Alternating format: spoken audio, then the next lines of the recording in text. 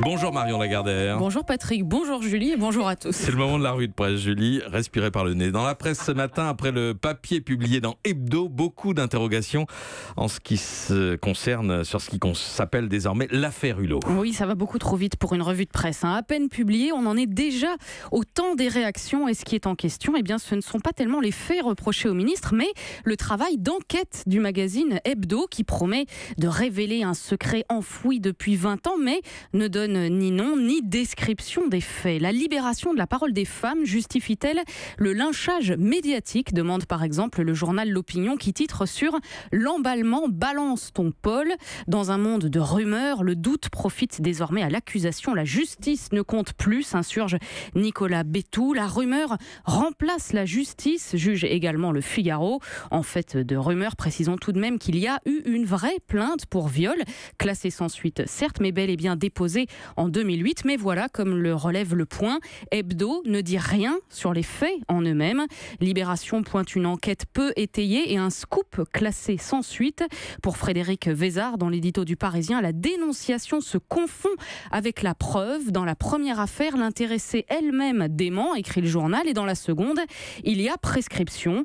C'est vrai, et ça n'empêche pas le Parisien d'aller lui-même plus loin encore en balançant le nom de la plaignante qui voulait rester anonyme, tout en précisant qu'elle n'est pas à l'origine de l'article d'Hebdo. Cette nouvelle affaire suscite clairement un malaise, résume Daniel Murat dans le Courrier Picard, un malaise quant à la crédibilité de la parole des victimes en général, parce que la fragilité des accusations pourrait servir à nourrir un déni de l'importance des agressions sexistes dans notre société.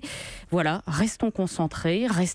C'est d'ailleurs au passage le thème du dossier du dernier numéro de Cosette, parce que si l'on tend l'oreille, écrit le magazine, on distingue des questions brûlantes qui méritent toujours d'être posées. L'époque est à la libération de la parole et à regarder la presse, ça dépasse largement le cadre des violences faites aux femmes. Oui, d'une manière générale, il faut dire les choses, il faut se raconter, ne plus taire ses failles. Portrait par exemple surprenant de l'acteur américain Daniel Day-Lewis dans M, le magazine du Monde, l'homme aux 3 Oscars qui pousse la pratique de son art tellement loin, écrit Samuel Blumenfeld, qu'il songe à raccrocher. Daniel Day-Lewis se révèle mélancolique, dépressif, sec. Ce métier me demande trop d'énergie, dit-il.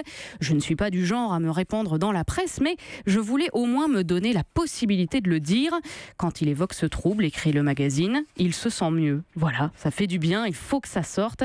C'est aussi ce que dit la fille de Claude François, Julie, 40 ans, qui s'exprime dans Paris Match. Parce que oui, Julie a le droit de parler, écrit la journaliste Gaëlle Lejeune. Julie a le droit d'être belle, d'être aimée, reconnue. Elle a le droit d'exister et de dire qui était son père. Alors pourquoi parler et pourquoi maintenant ?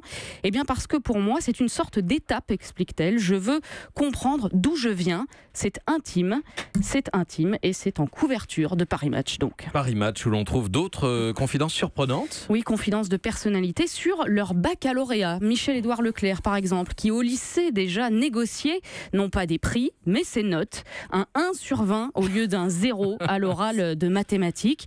Le ministre de l'Éducation, Jean-Michel Blanquer, raconte lui aussi qu'il a pris l'option couture par tactique. J'ai pensé qu'en tant que garçon, je serais bien vu par le jury, mais il fallait faire une robe pour enfants et ce que j'ai rendu était moins bon que les autres. Ça ne m'a rapporté aucun point. Et oui, gare aux idées reçues. C'est aussi ce que semble dire le patron des députés LR, Christian Jacob.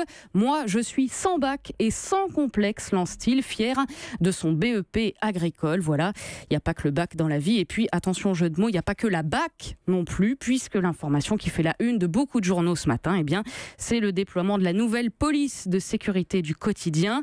Chacun fait le compte de ce qui lui revient. La Provence note que 25 agents seront affectés à Marseille, mais ne cache pas sa perplexité. Après les méthodes Jospin, Sarkozy, Hortefeux et Valls, voilà, la PSQ, la politique aime à se répéter, écrit sceptique Lilian Renard. Le Progrès se félicite, lui, de voir Lyon et les Minguettes sélectionnés, même si bien d'autres villes étaient candidates. Même chose dans La Voix du Nord qui parle de la déception de Lens et Montigny. Alors il est toujours possible de mégoter sur tel ou tel aspect, écrit Pascal Coqui dans les dernières nouvelles d'Alsace, mais le pays a plus que jamais besoin de repenser son rapport à la police et inversement. Après des années d'immobilisme, conclut-il, ça ne peut se concevoir que sur le temps long. Enfin, on n'échappe pas au dossier sur les JO d'hiver. Oui, Pyeongchang 2018 en une du Figaro, de la Dépêche du Midi, dit de l'Indépendant de l'Équipe, bien sûr, ou encore un cahier spécial dans Le Monde. Tous évoquent l'effet JO qui rapproche les deux Corées.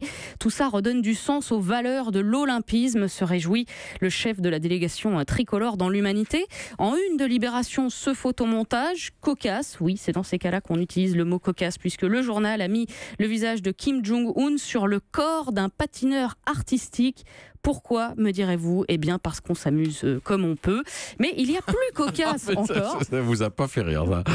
Si, justement, c'est drôle, mais j'ai pas compris. Mais il y a encore plus cocasse que ça. C'est l'histoire de cet habitant de Haute-Saône qui a écrit à Kim Jong-un. C'était un soir d'octobre, écrit l'Est républicain, préoccupé par la tension entre la Corée du Nord et les Américains. Yves Martin, résidente à Echenoz-la-Méline, décide via Messenger de s'adresser à Kim Jong-un.